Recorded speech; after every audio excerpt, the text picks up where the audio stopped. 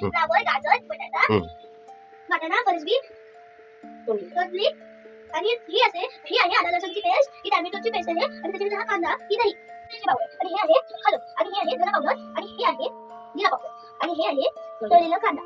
हे बघा. तर तयारी करून झाली. आता आम्ही हे मिक्स करणार आहोत. तर आधी हे टाकणार आहे बाउलमध्ये.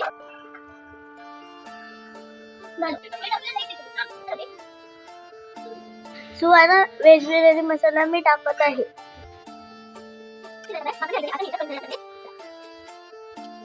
आता मम्मी तांबूस कलर येईपर्यंत फ्राय करेल.